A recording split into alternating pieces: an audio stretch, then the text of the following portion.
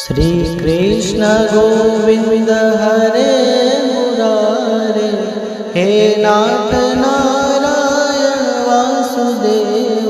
श्री कृष्ण गोविंद हरे मुरारे, हे नाथ नारायण वासुदेव।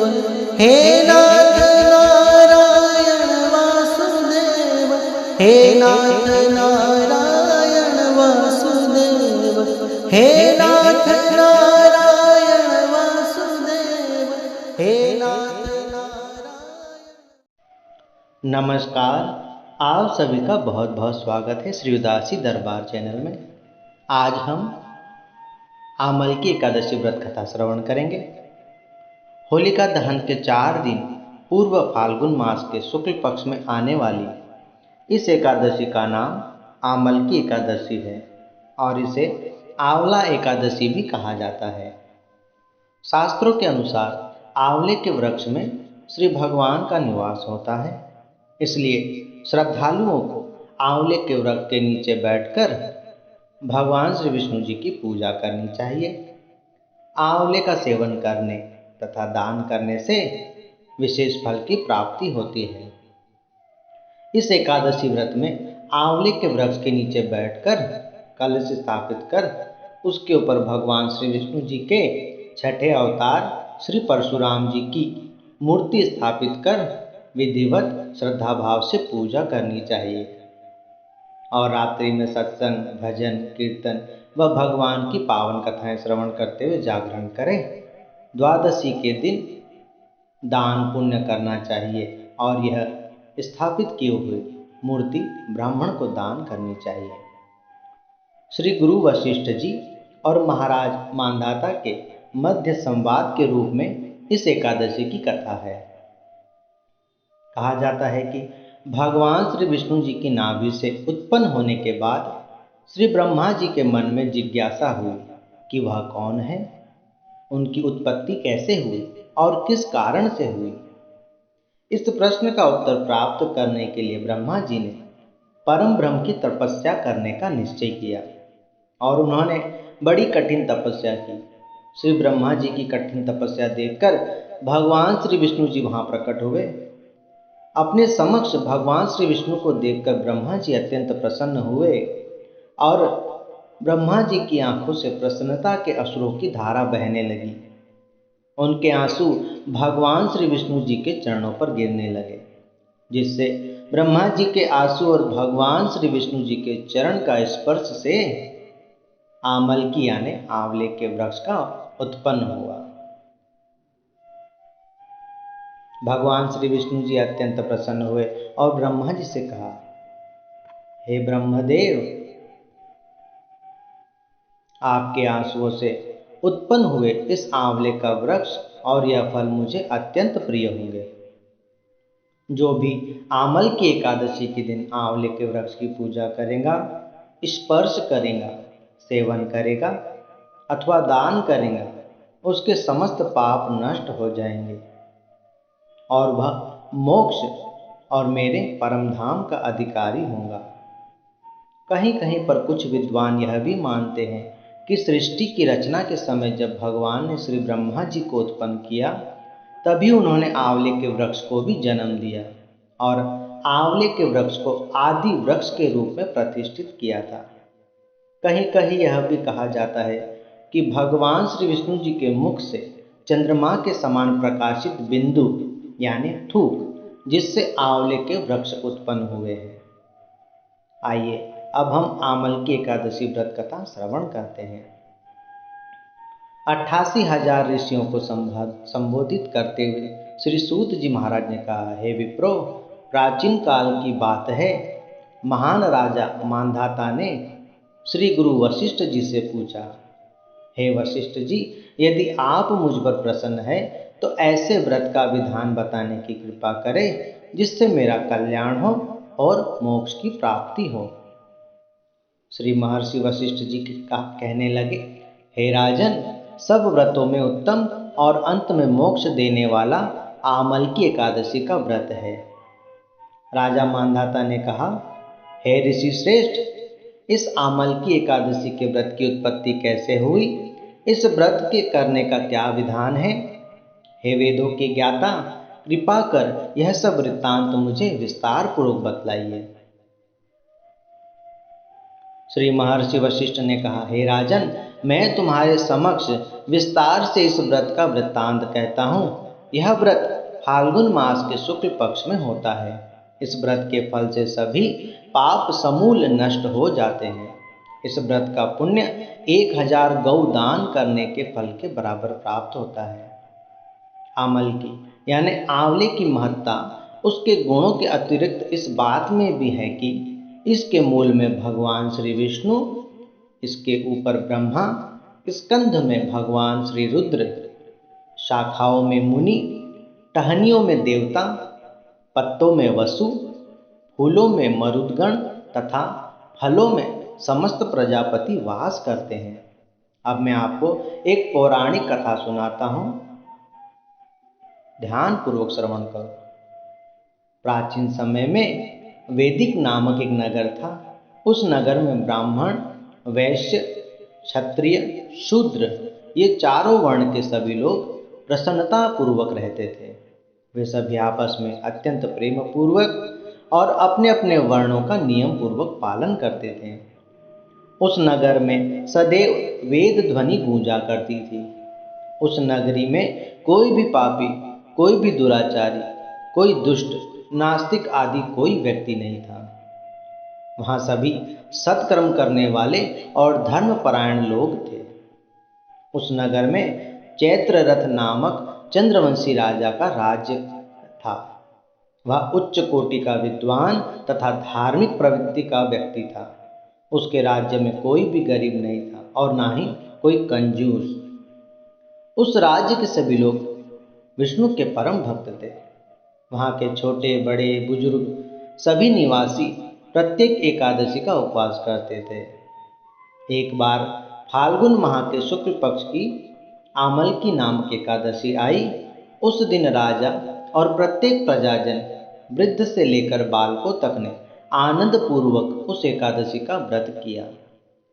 राजा अपनी प्रजा के साथ मंदिर में जाकर कलश स्थापित करके तथा धूप दीप नैवेद्य, फल फूल, पंचरत्न, छत्र आदि से धात्री यानी आंवले का पूजन करने लगे। वे सब धात्री की इस प्रकार स्तुति करने लगे, हे धात्री, आप ब्रह्म स्वरूप है, आप ब्रह्मा जी द्वारा उत्पन्न हुए हो, आप में भगवान का वास है और आप सभी पापों को नष्ट करने वाले हो। आपको हमारा बारंबार प्रणाम है। आप हमारा अर्घ्य स्वीकार करें।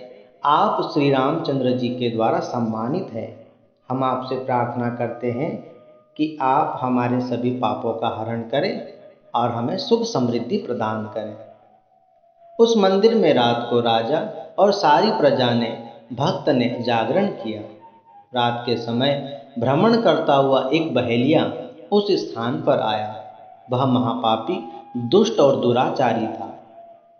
वह अपने कुटुंब का पालन पोषण मात्र जीव हिंसा करके ही करता था। वह भूख प्यास से अत्यंत व्याकुल था, क्योंकि उस दिन उसे कोई शिकार नहीं मिला था। अतः निराहार ही रहकर वह भटक रहा था। वह भोजन पाने की लालसा से मंदिर के कोने में बैठ गया कि यहाँ पर कुछ न कुछ भोजन अवश्य मिल जाएगा। उस जगह बैठकर वह भगवान विष्णु जी की कथा तथा एकादशी महात्म्य सुनने लगा। इस प्रकार उस बहेलिये ने सारी रात अन्य भक्तों के साथ भगवान के जागरण में व्यतीत की।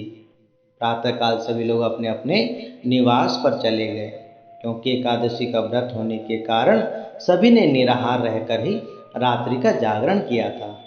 इसलिए प्रातःकाल उठकर सभी भक्त यूं ही अपने निवास को चले गए।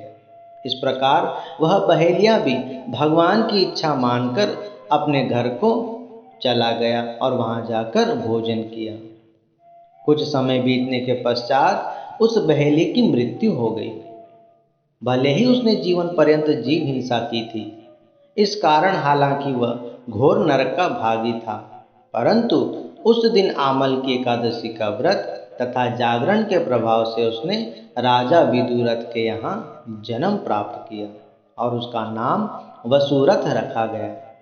बड़ा होने पर वह चतुरंगिणी सेना सहित तथा धन धान्य से युक्त होकर 10,000 ग्रामों का संचालन करने लगा।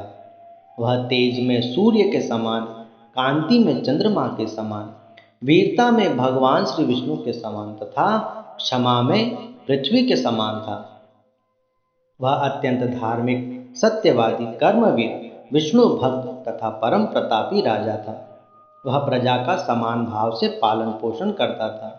यज्ञ करना, दान देना, दीन दुखियों की सेवा करना, यह उसका नित्य का कर्म था। एक बार राजा वसुरथ शिकार खेलने के लिए वन में गए। देव योग से उस वन में वे रास्ता भटक गए और दिशा का ज्ञान न होने के कारण वे उसी वन में भटकने लगे और भटकते भटकते रात्रि का समय हो गया। तब वे थककर एक वृक्ष के नीचे सो गए। कुछ समय पश्चात भयानक पहाड़ी मलेच्छ वहां आए और राजा को अकेला देखकर मारो मारो, इस दुष्ट को मारो, चिल्लाते हुए राजा वसुरथ की ओर दौड़ने लगे। वे भयानक डाकू कहने लगे कि इस दुष्ट राजा ने हमारे माता पिता, पुत्र पौत्र आदि अनेक सगे संबंधियों को मारा है तथा उन्हें दंड देकर अपने देश से निकाल दिया था। अब हम इसे मारकर अपने अपमान का बदला जरूर लेंगे। इतना कह वे मलेच्छ डाकू राजा को मारने लगे और उस पर अस्त्र शस्त्र का प्रहार करने लगे। उन डाकुओं के अस्त्र शस्त्र राजा के शरीर पर लगते ही नष्ट हो जाते थे और वे अस्त्र शस्त्र राजा को पुष्पों के समान प्रतीत होते। उन्होंने बहुत प्रयास किया राजा को मारने का, परंतु उनके सभी प्रयास निष्फल हो गए। कुछ देर बाद प्रभु इच्छा से उन डाकुओं के अस्त्र शस्त्र उन्हीं पर प्रहार करने लगे, जिससे वे मूर्छित होकर गिरने लगे। उसी समय राजा के शरीर से एक दिव्य देवी प्रकट हुई। वह देवी अत्यंत सुंदर वस्त्रों तथा आभूषणों से अलंकृत थी। उसकी भ्रुकुटी टेढ़ी थी। उसकी आंखों से क्रोध की भीषण लपटें निकल रही थी। उस समय वह काल के समान प्रतीत हो रही थी। उस दिव्य देवी ने देखते ही देखते उन सभी भयानक मलेच्छ डाकुओं का नाश कर दिया और उन्हें काल के गाल में पहुंचा दिया। नींद से जागने पर राजा ने वहां पर अनेक भयानक मलेच्छ डाकुओं को मृत देखा और वे विचार करने लगे कि आखिर किसने इनको मारा और किसने मेरे प्राणों की रक्षा की। मेरा हित चाहने वाला इस वन में कौन मेरा हितैषी रहता है। राजा वसुरथ ऐसा विचार कर ही रहे थे कि तभी आकाशवाणी हुई, हे राजन, इस संसार में भगवान श्री विष्णु के अतिरिक्त तुम्हारी रक्षा कौन कर सकता है। भगवान श्री विष्णु की तुम पर अत्यंत कृपा है और ये उनके व्रत का ही फल है जो ये सभी राक्षस आमल की एकादशी व्रत के प्रभाव से नष्ट हो गए हैं। हे राजन, तुम्हारी देह से उत्पन्न आमल की एकादशी की वैष्णव शक्ति ने ही इन दुष्टों का संहार किया है। इन्हें मारकर वह दिव्य शक्ति पुनः तुम्हारे शरीर में प्रवेश कर गई। इस आकाशवाणी को सुनकर राजा ने भगवान विष्णु का स्मरण कर उन्हें बार बार प्रणाम किया। भगवान के चरणों में बारंबार ध्यान करते हुए फिर वे अपने नगर को वापस आ गए और भगवान की कृपा से सुखपूर्वक राज्य करने लगे। श्री महर्षि वशिष्ठ जी ने कहा, हे राजन, यह सब आमल की एकादशी के व्रत का प्रभाव था। जो मनुष्य एक बार भी आमल की एकादशी का व्रत भाव से और श्रद्धा से करता है वह प्रत्येक कार्य में सफल होता है और अंत में वैकुंठ धाम मोक्ष को प्राप्त कर लेता है। भगवान श्री हरि की शक्ति हमारे सभी कष्टों को हरती है। यह मनुष्य की ही नहीं अपितु देवताओं की भी रक्षा में पूर्णतया समर्थ है। इसी शक्ति के बल से भगवान श्री विष्णु ने मधुकैटभ नाम के राक्षसों का संहार किया था। इसी शक्ति से उत्पन्ना एकादशी बनकर मूर नामक असुर का वध करके देवताओं के कष्ट को हरकर उन्हें सुखी किया था। बोलिए श्री एकादशी मैया की जय।